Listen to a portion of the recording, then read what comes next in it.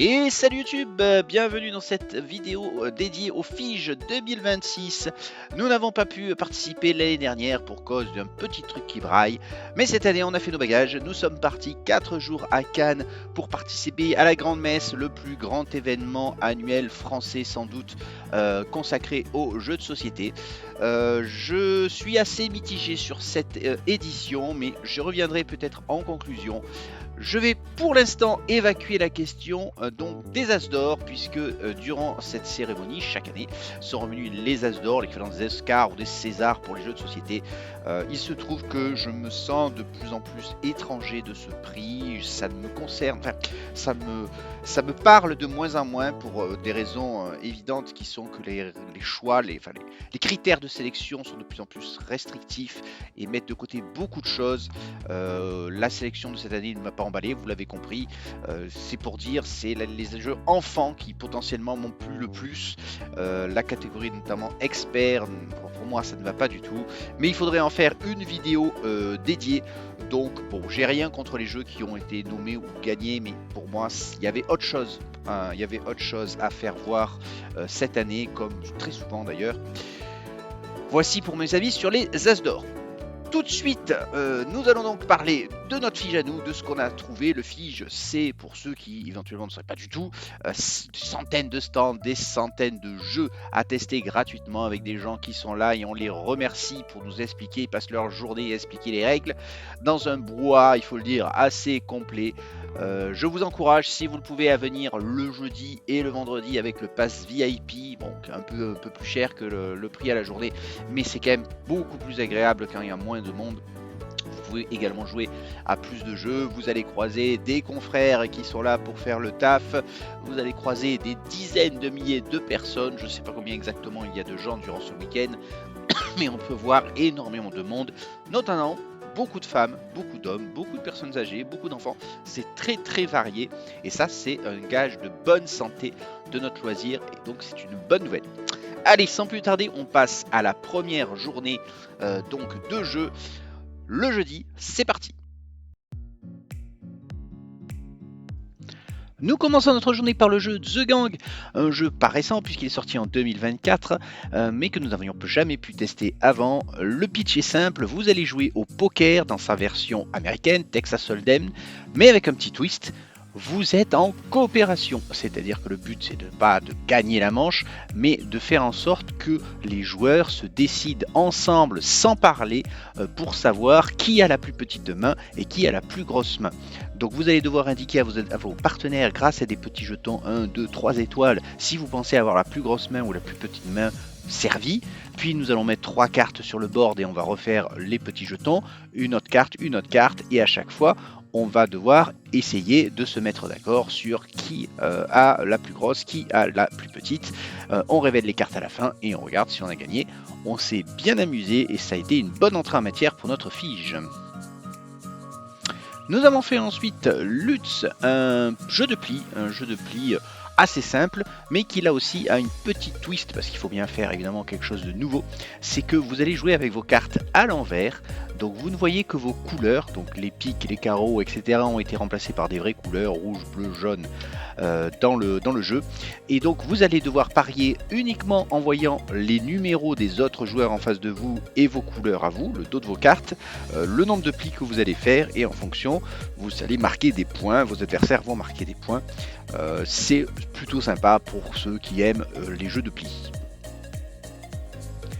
Nous allons ensuite enchaîner avec le gros jeu de cet après-midi qui est Elements. C'est un Kickstarter toujours en cours, enfin en tout cas à l'heure où je publie cette vidéo, donc je vous invite à aller voir la page en question. C'est un jeu donc de deck building en affrontement. Nous allons avoir donc des decks, nous allons avoir des peuples asymétriques. Le but du jeu, avoir le plus de points de victoire à la fin de la partie. Ce qui est intéressant, c'est que donc le jeu est divisé en plusieurs phases. Nous allons pouvoir combiner des cartes, ou en tout cas les faire muter pour avoir des cartes encore plus puissantes. Évidemment, effet boule de neige recherché comme dans tout ce genre de jeu. Personnellement, je lui ai attribué mon coup de cœur du jeudi. Nous avons continué avec un petit jeu parce qu'il en faut de temps en temps pour se reposer les neurones, c'est Poisson Rouge. Le concept est très simple, vous allez avoir une carte rouge avec écrit un texte en vert par exemple, une carte jaune avec un texte en bleu, et vous allez devoir donner la couleur du texte et non pas de la carte sans vous tromper. Évidemment avec 2 ou 3 cartes c'est facile, quand il commence à y en avoir 10 et qu'il faut le faire assez vite, ça devient plus rigolo, c'est un jeu d'ambiance avec des cartes pièges etc. C'était assez sympa. Nous avons donc fini cet après-midi par le jeu Strange World Above the Cloud, donc des mondes étranges à travers les nuages en bon français. Un jeu de grille, donc vous allez devoir construire votre monde dans une grille de 4 par 4. Vous allez donc poser des cartes qui vont comboter, qui vont créer des zones. Vous allez devoir avoir des zones de forêt, des zones de montagne, etc. Il y a des règles de placement. On connaît souvent ce genre de jeu. Ça ne rajoute pas forcément énormément de choses à ce que l'on peut connaître, mais c'est toujours agréable à jouer ce genre de jeu parce que chaque partie, évidemment, est totalement différente l'une de l'autre.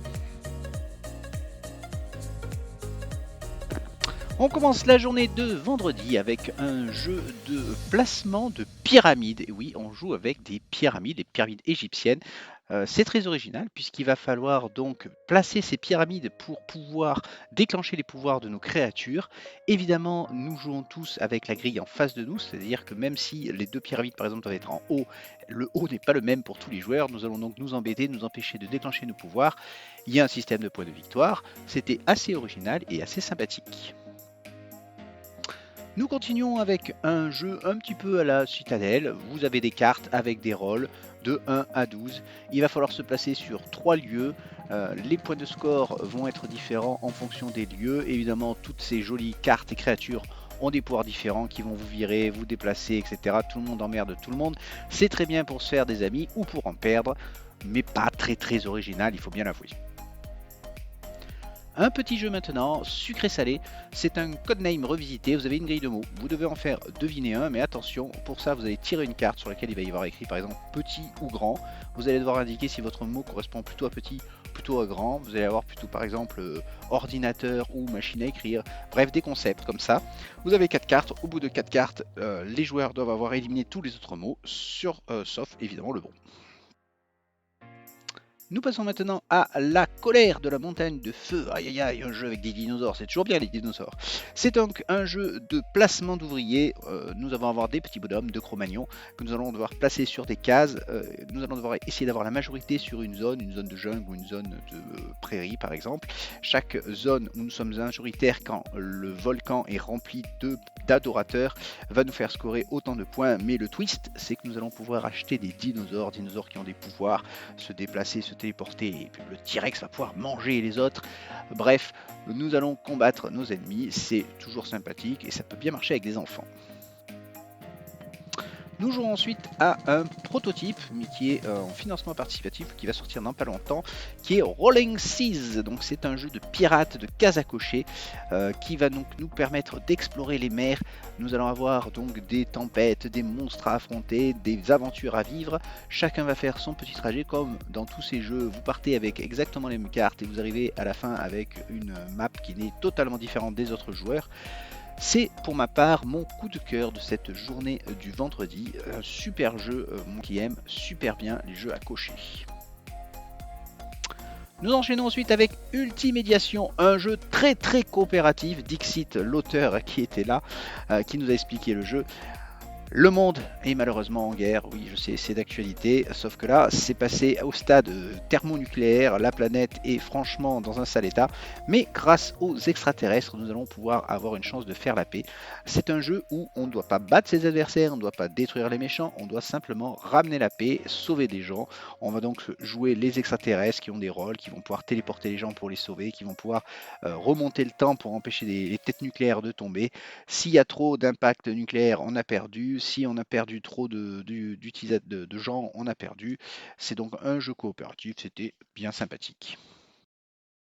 Un petit jeu d'apéro pour continuer, Black Flip, où donc nous allons avoir 3 colonnes, 2 lettres, un thème, lettre interdite, lettre autorisée, c'est très simple, il faut donner un nom qui correspond au thème et qui n'a pas la lettre interdite et qui contient la lettre obligatoire.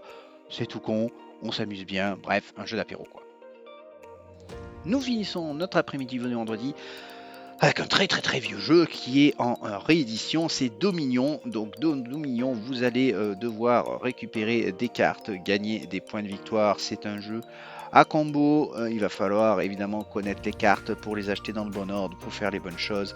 La petite twist, c'est que vous allez avoir un système d'action et d'achat limité et vous allez devoir acheter des cartes pour pouvoir faire plus d'actions, pour faire plus d'achats, pour gagner plus d'or. Bref, rien d'original. De toute façon, c'est un vieux jeu, donc il n'a pas besoin d'être original. Il était là avant les autres, mais c'est toujours très sympa à jouer. On commence notre journée du samedi par un gros jeu. Il s'agit de Black Hole, un jeu dans lequel nous jouons des aventuriers qui explorent un système solaire. Sa particularité, c'est que le système solaire est repensé, les planètes vont tourner autour du Soleil et, comme le nom du jeu l'indique, au bout d'un certain temps, un trou noir va se former au centre du système solaire, avalant les planètes les unes après les autres. C'est celui évidemment qui a exploré et fait le plus de points de victoire et qui n'a pas été aspiré qui a gagné la partie. C'est plutôt original et c'était un jeu que l'on a acheté. Nous avons continué avec un autre gros jeu, c'est le jeu de cartes Vampire la Mascarade. C'est un vieux jeu, il a plus de 30 ans a priori, d'après ce que nous disent les émetteurs, et ça se ressent. Pour être parfaitement honnête, je ne pense pas qu'on a fait l'initiation dans des très bonnes conditions. Le jeu nous a pas beaucoup marqué, il était un peu trop compliqué. Nous avons ensuite enchaîné sur The Coach Smasher, j'arriverai pas à le dire, le titre en anglais. En gros, c'est un jeu de baston, oui, on se met sur la tronche. Nous sommes donc un coach qui va recruter des combattants, une espèce de MMA du futur. Nous allons pouvoir jouer des cartes pour se donner des boucliers, pour se donner de l'attaque, pour se donner de la vitesse. On attaque tour à tour l'adversaire en face de soi à côté. Celui qui arrive à 8 points de victoire a gagné, c'est violent, c'est direct, c'est du très bon. Petit jeu, parce que oui, il fallait aussi qu'on se repose cette journée-là, c'est l'encyclopédie des monstres. C'est un jeu dans lequel nous allons faire un cherche-et-trouve. C'est plutôt un jeu pour enfants, puisqu'il est donné pour 8 ans et plus. Il est vrai que c'était un peu facile pour des adultes, mais bon, c'était sympa quand même. Nous enchaînons avec le jeu qui m'a sans doute le plus plu de cette journée. Je vais donc dès à présent lui donner mon coup de cœur du samedi. C'est Echo of Time, un jeu donc de cartes qui a comme particularité d'avoir une frise chronologique. Donc on va jouer les cartes à un certain temps, 5 à 3, 2, 1. Il va falloir attendre que ces cartes se décalent pour qu'elles arrivent et qu'elles s'activent et que leur pouvoir s'active. C'est du combo, c'est de la réflexion. C'était vraiment sympa et je recommande.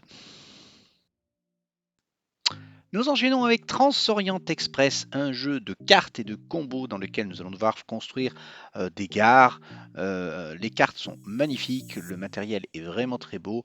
Après, niveau mécanique, ça apporte pas forcément grand chose au genre. Il y a des objectifs à faire, il y a évidemment des ressources. C'est un petit peu un Splendor revisité.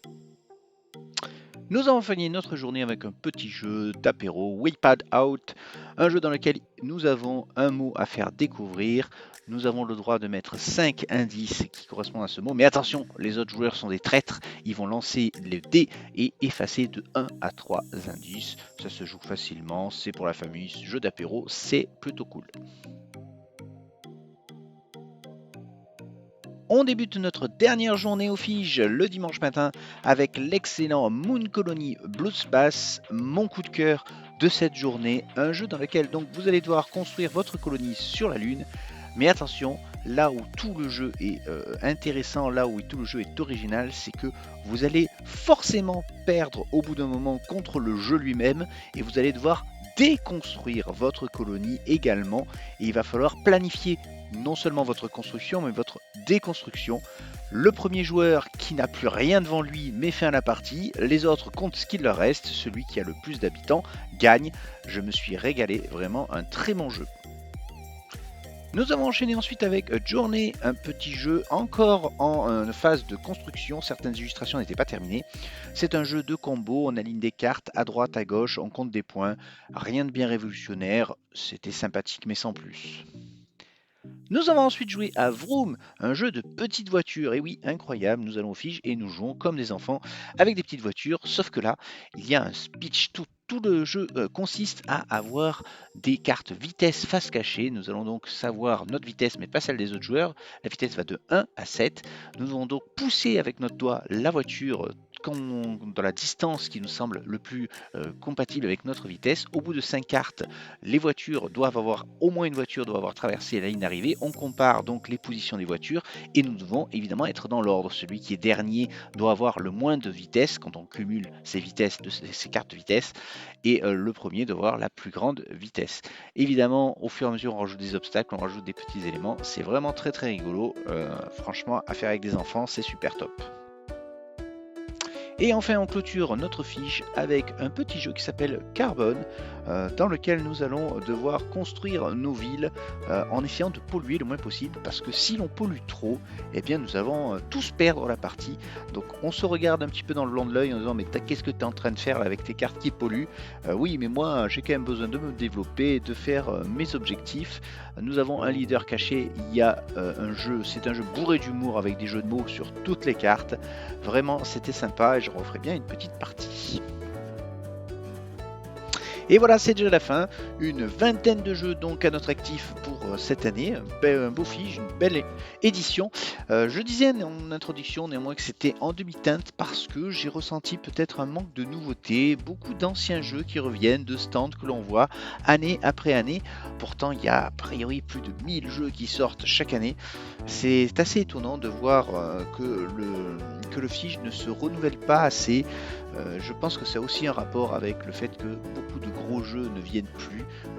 Tous les jeux, je pense, tous les jeux qui sortent sur Kickstarter, notamment sur le financement participatif, il y a clairement quelque chose qui est en train de se passer, une division du monde du jeu de société entre les gros jeux experts qui vont aller vers les plateformes de financement participatif et le reste qui va rester vers le grand public, on va dire. Et c'est aussi ce que je notais sur les As d'or. Merci en tout cas d'avoir suivi cette vidéo. On se donne rendez-vous très prochainement sur la chaîne. Merci de nous avoir suivis. Abonnez-vous, mettez un like. Allez, ciao ciao YouTube.